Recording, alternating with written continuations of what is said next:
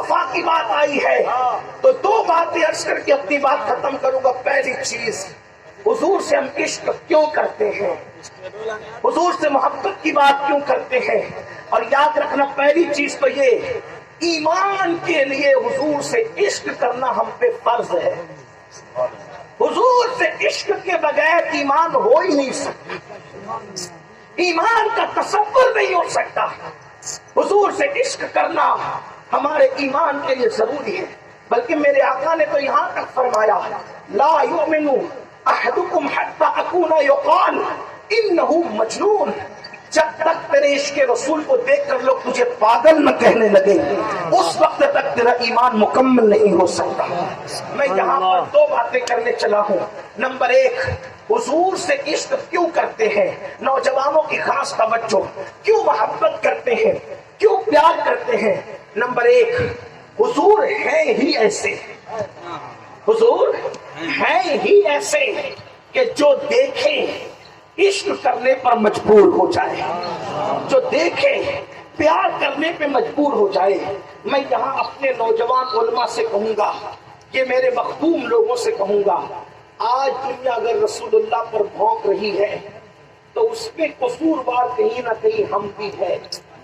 وجہ یہ ہے کہ ہم نے رسول اللہ کی سیرت کو صحیح طور پر لوگوں کے سامنے پیش نہیں کیا. اگر ہم نے حضور کی سیرت لوگوں کے سامنے پیش کی ہوتی تو شاید یہ دن ہمیں دیکھنا نہیں پڑتے. کم از کم پڑھے لکھے لوگ تو ایسی بات نہ کرتے. بہت معذرت کے ساتھ اگر میرے جملے آپ کو غلط لگے تو مجھے معاف کر دینا، معافی کا خواستگار ہوں. ہم نے اپنے پیروں کا تعارف کرانے کے لیے تو درجنوں ہزاروں جلسے کر دیے، اور جو کرامتیں نہیں تھی وہ بھی گڑ گڑ کے پیش کی. ہم نے باپ دادا اور اپنے خاندانوں کی تعریف کے لیے ایڑی سے چوٹی تک پر زور لگا دیا. لیکن اپنے آپ میں ڈوب کر کے سوچو، جتنے جلسے، جتنی محفلیں، جتنی ایڑی سے چوٹی تک کا زور ہم نے اپنے پیروں، اپنے باپ داداؤں اور دیگر گیبن شاہ گلی کے الگ الگ محلے کے پیر فقیروں کے لیے ہم نے جو کوششیں کاوشیں کی ہے، کیا اتنی کاوشیں ہم نے رسول اللہ کی سیرت کو پیش کرنے کے لیے بھی کی ہے؟ اگر کی ہے تو آپ کی عظمتوں کو سلام ہے، اور اگر نہیں کیا ہے تو بتاؤ قصوروار کون ہے؟ واللہ اپنے نبی ہیں ایسے، اگر کافر بھی ان کو دیکھ لے تو ان کی تعریف کرنے پر مجبور ہو جائے.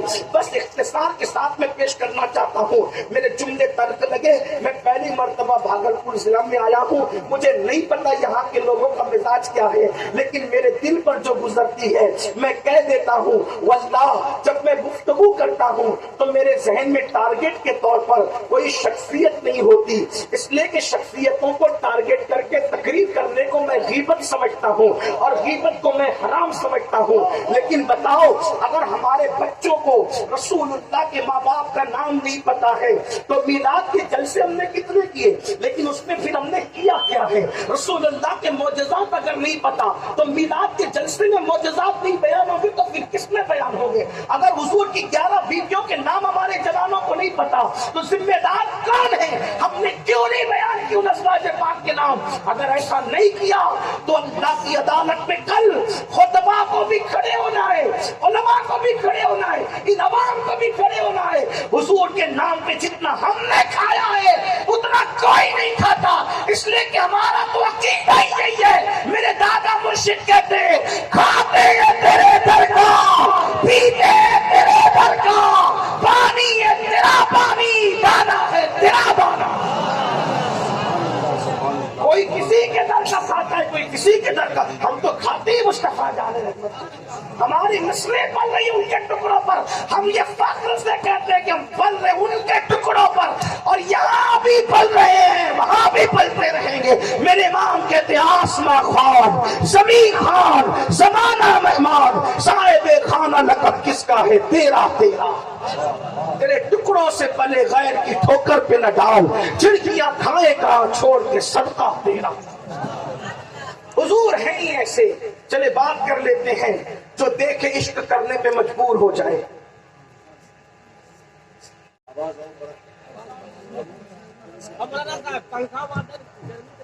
توجہ آپ بہت اچھے سے سن رہے ہیں. توجہ، جو دیکھے عشق کرنے پہ مومن کافر کی بات نہیں کرتا، مسلمان اور غیر مسلم کی بات نہیں کرتا. جو دیکھ لے گا وہ عشق کرنے مجبور ہو جائے گا، اور جو نہ دیکھے کم از کم وہ صحیح سیرت سن لے گا تو عشق کرنے پہ مجبور ہو جائے گا. ایک مرتبہ کا واقعہ ہے کہ سیدہ خدیجۃ الکبریٰ یہ رسول اللہ کی پہلی زوجہ ہے جو 2 مرتبہ بیوہ ہو چکی ہے. اب آپ غور سے سنتے جانا، اپنی بہنوں کی بھی توجہ. میری ماں اور بہنوں، اپنے بچوں کو سوتے وقت کتے بلی طوطا مینا کی کہانی نہ سناؤ، پنکی ٹنکی ببلو ٹبلو کی کہانی نہ سناؤ، موٹو پتلو کے لیے مت دکھاؤ، بلکہ اپنے بچوں کو سوتے وقت رسول اللہ کے معجزات بتاؤ. اپنے بچوں کو جو ہے وہ کہانی قصے کے طور پر حضور علیہ السلام کی سیرت کے واقعات بتاؤ، حضور کی سخاوت، حضور کی شجاعت، حضور کا حسن، حضور کا علم، حضور کا اختیار، حضور کا حاضر و نادر ہونا. ماں اپنے بچوں کو پلا دے تاکہ دنیا کی کوئی طاقت میرے نبی کا عشق ہمارے بچوں کے سینے سے چھین نہ سکے. اللہ اکبر. اگر کافر بھی حضور کی سیرت صحیح طور پہ معلوم کر لے، پڑھ لے، سن لے تو وہ بھی عشق کرنے پہ مجبور ہو جائے گا.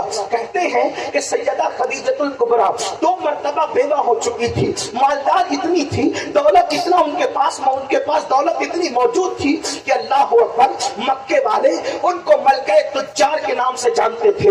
یعنی وہ پورے مکہ المکرمہ کی ملکہ کہلاتی تھی، بلکہ ان کو ملکۃ العرب بھی کہا گیا ہے، عرب کی ملکہ بھی کہا گیا ہے. حسن بھی تھا، جمال بھی تھا، نسب بھی تھا، مال بھی تھا. لیکن ہوتا یہ تھا، عورت تو عورت ہوتی ہے، عورت بڑی کمزور ہوتی ہے. اللہ اکبر. خدیجۃ الکبریٰ کا مال جو ہے، اللہ اکبر، خدیجۃ الکبریٰ کا مال جب لوگ تجارت کے لیے لے کر جاتے تو ان کے ساتھ چیٹنگ کر لیتے، ان کا مال ہڑپ کر لیتے، ان کا مال کا نقصان کر دیتے اور اپنی جیب بھر کر بھاگ جاتے. خدیجہ کو فکر ہوئی کہ کوئی مجھے ایسا ایماندار ملنا چاہیے، ایسا دیانت دار ملنا چاہیے کہ جو میرا مال تجارت لے جائے اور پھر وہ پوری دیانت داری کے ساتھ جو ہے وہ میرا کام کر سکے. اب دل سے سننا، خدیجۃ الکبریٰ نے اپنی سہیلی نفیسہ سے مشورہ کیا. نفیسہ، مکے میں تو اتنے اوباش لوگ ہیں، ایسے گنڈے لوگ رہتے ہیں، ماؤں کے ساتھ زنا کرنے والے، ننگے ہو کے کعبے کا طواف کرنے والے، بچیوں کو زندہ دفن کرنے والے، جانوروں کے ساتھ بدی کرنے والے. اس ماحول کے اندر کس سے خیر کی امید کی جا سکتی ہے؟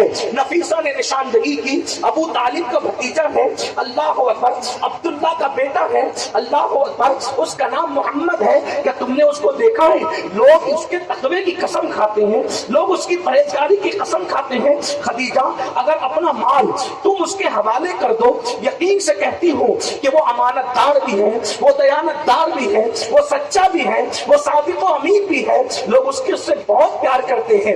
اہل مکہ اس کے تقدس پہ قربان جاتے ہیں. خدیجہ نے اب تک میرے آقا کو دیکھا نہیں تھا.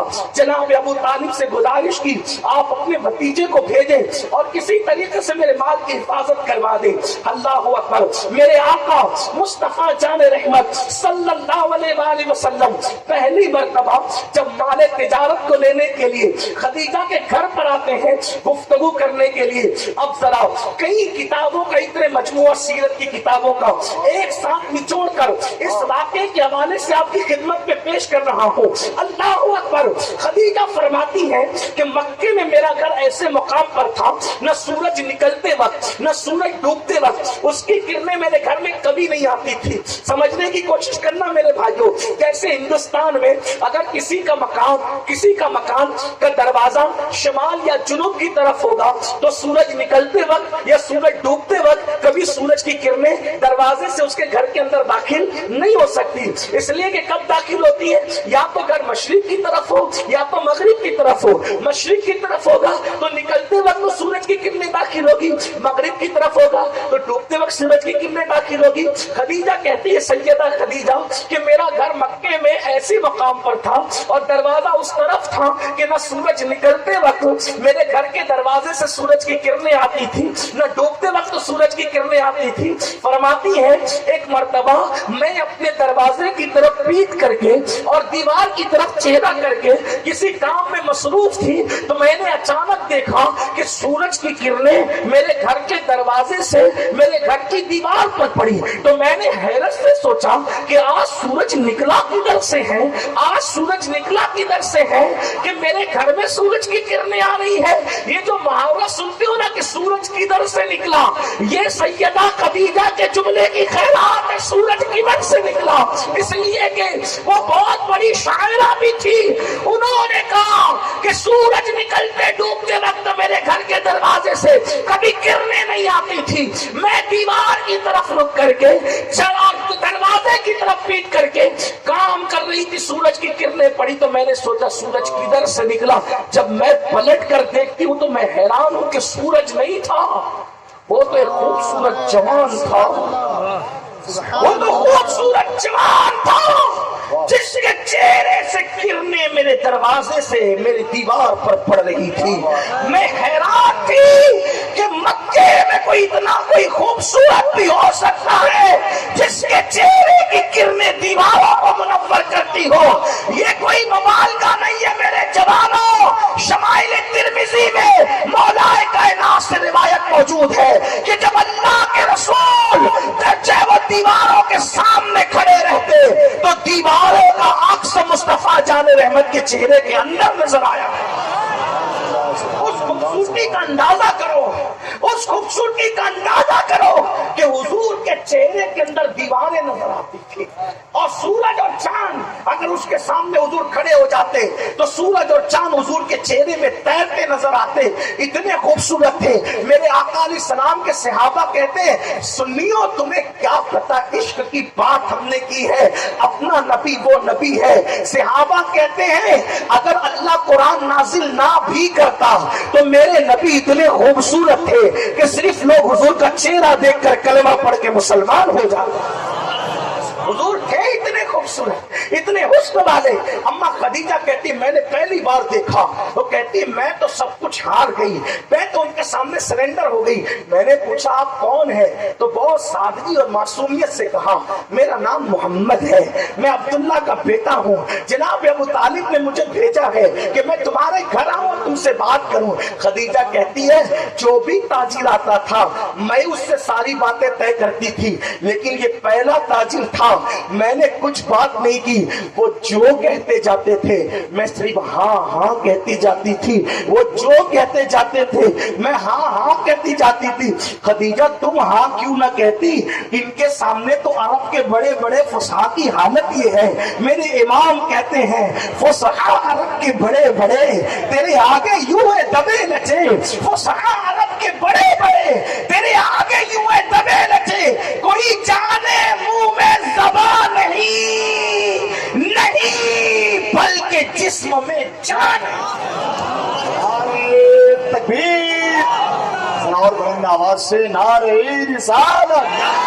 اصلاح معاشرہ کانفرنس تحفظ ناموس رسالت حضرت مولانا سید امین القادری صاحب قبلہ. ان کی گفتگو سن کر عرب کے فصحاء کا حال یہ ہوتا کہ منہ میں زبان نہیں، اس لیے کہ جس کے منہ میں زبان نہ ہو کم سے کم وہ آنکھوں سے یوں تو کرتا ہے نا، سر تو ہلاتا ہے نا. لیکن حضور کی بات سن کر کے اثر یہ ہوتا تھا کہ لوگ سر ہلانا بھی بھول جاتے تھے. ایسا لگتا تھا جیسے اس کے جسم سے جان ہی نکل گئی. یہ فساد کا حال تھا، یہ فصیح و بلیغ تھے. اس طریقے سے حضور افصح العرب تھے، پوری کائنات کے اندر سب سے زیادہ اللہ نے آپ کو فصاحت دی تھی. تو خدیجہ کہتی تھی بس میں ہاں ہاں کرتی رہی اور سارا معاملہ طے کر کے وہ کیا گئے کہ میرا چین گیا، میری نیند گئی، میری کیفیت یہ ہو گئی کہ میں سوچتی تھی مکے میں کوئی اتنا متقی ہے کہ جو کسی پر نظر اٹھا کر نہیں دیکھتا، مکے میں کوئی اتنا پرہیزگار ہے. آخر میں نے اپنے غلام میسرہ سے کہا میسرہ اس محمد کے ساتھ مال تجارت لے کر تم کو جانا ہے. اب دھیان سے سنتے جانا.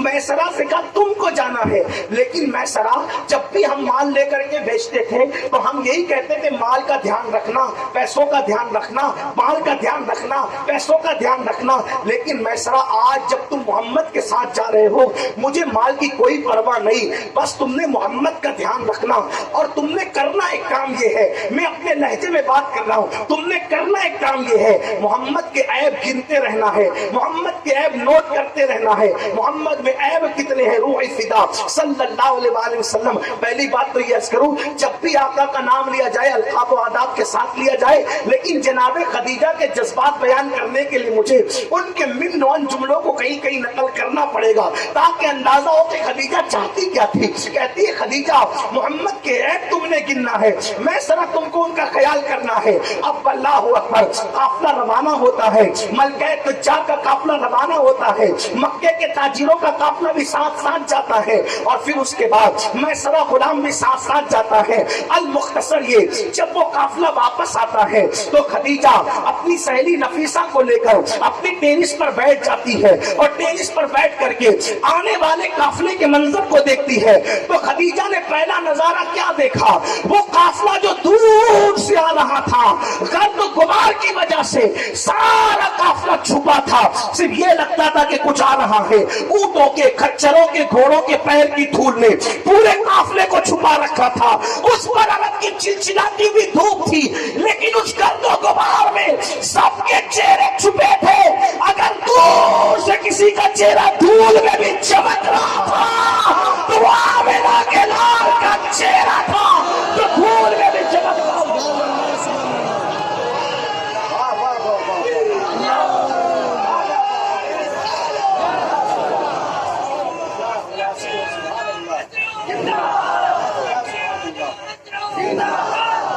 دھول میں بھی حضور کا چہرہ چمک رہا تھا، اور بتایا جا رہا تھا جب آسمان کے چاند اور سورج کو دھول متاثر نہیں کر سکتی تو آفتاب نبوت اور مہتاب رسالت کو دھوپ کیسے متاثر کر سکتی ہے؟ خدیجہ دیکھ کر حیران تھی، کسی کو دیکھ کر حیران تھی. ایسے میں میسرہ دوڑا دوڑا آتا ہے، اللہ اکبر، ٹیرس پر چڑھ جاتا ہے، مالکہ کے قدموں میں بیٹھتا ہے، اور مالکہ کے قدموں میں بیٹھ کے کہتا ہے مالکہ دیکھ دیکھ کتنا منافع آیا، دیکھ کتنا منافع آیا. حضرت ملکہ تجار جناب خدیجہ نے کہا میسرہ چپ رہے، میرے سامنے مال کی بات نہ کر، اور سچی سچی جواب دے جو پوچھتی ہو. بتا محمد میں تو نے عیب کتنے دیکھے، آج تجھے وہ عیب بیان کرنا ہے. میسرہ نے کلمہ نہیں پڑھا، ابھی تو نبوت کا اعلان بھی نہیں ہوا. میسرہ نے کلمہ نہیں پڑھا، میسرہ مسلمان نہیں، خدیجہ کا غلام ہے، اور ایک آقا زادی اپنے غلام سے پوچھ رہی ہے سچ سچ بتا کہ تو نے محمد میں عیب کیا دیکھا. اب وہ جو بیان کرتا ہے اس کو سنتے جائیں، اپنے نبی کی شان سنے. میسرہ سے کہا خدیجہ نے محمد کے عیب کیا ہے؟ تو میسرہ نے کہا اس کے بدن پر مکھی نہیں بیٹھتی. کہا کہ میں نے پوچھا ہے، کہا اس کے زمین پر اس کا سایہ زمین پہ نہیں پڑتا. کہا میں نے اس کا عیب پوچھا، کہا وہ کبھی کسی کو گالی نہیں دیتا. کہا میں نے اس کا عیب پوچھا، کہا سب کے پسینے میں بدبو آتی ہے، اس کے پسینے میں نے کبھی بدبو نہیں. خدیجہ نے کہا میسرہ میں عیب پوچھ رہی ہوا ہے. تو کہا کبھی وہ جھوٹی قسم نہیں کھاتا. کہا اس کا عیب بتا، خود بھوکا رہ کر دوسروں کو کھلاتا. کہا اس کا عیب بتا. کہا کہ وہ دوسروں کا بوجھ اٹھاتا. کہا اس کا عیب بتا. کہا دھوپ میں بادل اس کے سر پہ سایہ کرتا ہے. کہا اس کا عیب بتا. میں نے اس سے بڑھ کر سخی کسی کو نہیں دیکھا. کہا اس کا عیب بتا. اس سے بڑھ کے سچا نہیں دیکھا. کہا عیب بتا. تو کہا کہ میں نے دیکھا کہ جب دھوپ میں سب لوگ ایک درخت کے نیچے جمع ہو جاتے اور وہ آخری میں آتا، اس کو بیٹھنے کے لیے سایہ نہیں ملتا، تو درخت کی ٹہنیاں بڑھ کر کے اس کے سر پہ سایہ کرنے لگتی ہے. خدیجہ نے کہا میسرہ عیب بتا. کہا اس کو بکریاں سجدہ کرتی ہے. خدیجہ نے کہا عیب بتا. تو کہا درخت اس پہ سلام پڑھتے ہیں. کہا عیب بتا. بنجر زمین پہ قدم رکھتا ہے تو وہ زمین ہری ہو جاتی ہے. کہا عیب بتا. سوکھے کنویں میں تھوک دیتا ہے تو وہ پانی سے بھر جاتا ہے. کہا عیب بتا. کھاری کنویں میں تھوک دیتا ہے تو وہ میٹھے ہو جاتے ہیں. خدیجہ نے کہا عیب بتا عیب. تو اس وقت میسرہ نے کہا واللہ خدیجہ میں نے تیرا نمک کھایا ہے، نمک. اللہ کی عزت کی قسم، ایک ہاتھ میں چاند لا کر رکھ دے اور دوسرے ہاتھ میں سورج لا کے رکھ دے اور پھر پوچھ کہ محمد میں عیب کیا ہے.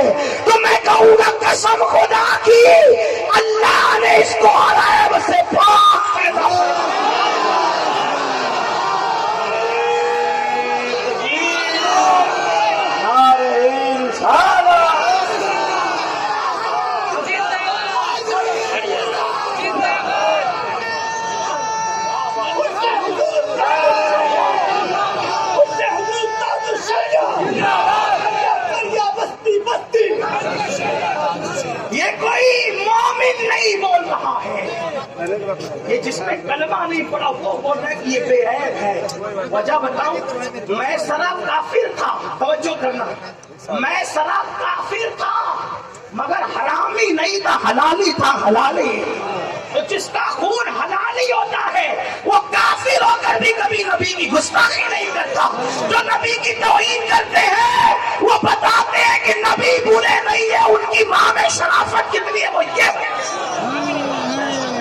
جب ہوتی ہے. حلال خون جسم میں ہوتا ہے. آپ ٹی وی پر بیٹھ کر بھونکنے والوں کو تکلیف آپ کو کیوں ہو رہی ہے؟ وہ اپنا نسب بتا رہے کہ ہے کس کی ہوتا، اس لیے کہ اگر حلالی ہوتے تو میں شراب کی طرح کہتے کہ کافر ہو کر بھی کہہ رہا تھا کہ ان میں کوئی عیب نہیں ہے. اور بریلی کا تاجدار اسی کو گنگناتا ہے، وہ کمال حسن حضور ہے کہ گمان نفس جہاں نہیں، یہی پھول خار سے دور ہے، یہی شمع ہے کہ دھواں. حضور ایسے ہیں جو دیکھے عشق کرنے پہ مجبور ہو جائے. ہم نے تو حضور کو پڑھا نہیں، حضور کو سنا نہیں، عشق عشق کی باتیں کی، عشق عشق کی باتیں کی، عشق کیا نہیں. اگر ہم نے حضور سے سچا عشق کیا ہوتا تو بتاؤ آج کیا ہم داڑیاں منڈا کر اپنے چہرے سے گٹر میں پھینک رہے ہوتے؟ اگر ہم نے حضور سے سچا عشق کیا ہوتا تو کیا مسجدیں اس طریقے سے ویران پڑی ہوتی؟ اگر ہم نے حضور سے سچا عشق کیا ہوتا تو قبر انور میں حضور کو ہم اس طریقے سے تکلیف دے رہے ہوتے، عورتوں پہ پاپ کی نظر ڈال کر حضور کا دل دکھا رہے ہوتے، اپنے گھروں کی شادیوں میں بینڈ باجے ڈی جے اور ڈھول تاشے بجا کر رسول اللہ کو تکلیف پہنچا رہے ہو. کون سا عشق کیا ہے؟ کون سی محبت کی ہے؟ ہم کہتے ہیں عاشق رسول. جتنی تکلیف قبر انور میں رسول اللہ کو یہ عاشق کہلانے والی قوم پہنچا رہی ہے اتنا دشمن نہیں پہنچا رہے ہیں. ارے دشمن تو ہوتا ہی تکلیف پہنچانے کے لیے. یاد رکھنا ٹی وی پر بھونکنے والوں کے جملے سے میرے نبی کو اتنی تکلیف نہیں ہوتی ہوگی جتنا داڑھی مڈا کر گٹر میں پھینکنے والے کی اس فعل سے رسول اللہ کے دل کو تکلیف ہوتی ہوگی. جب تم مسجدوں کو ویران کرتے ہوگے میرے آقا کے دل پہ کیا گزرتی ہوگی؟ اللہ اکبر. کیا اسی دن کے لیے رسول اللہ نے طائف میں پتھر کھائے تھے؟ کیا اسی دن کے لیے احد میں دندان رسول شہید ہوئے تھے کہ آقا دین ہمارے گھر تک پہنچائیں گے؟ ہماری بیٹیاں میلوں کے اندر بے پردہ گھومے گی، ہماری بیٹیاں میک اپ کر کے ولیمہ کے اندر بے پردہ جائے گی، ہماری بیٹیاں دوپٹوں کو مفلر بنا دے گی.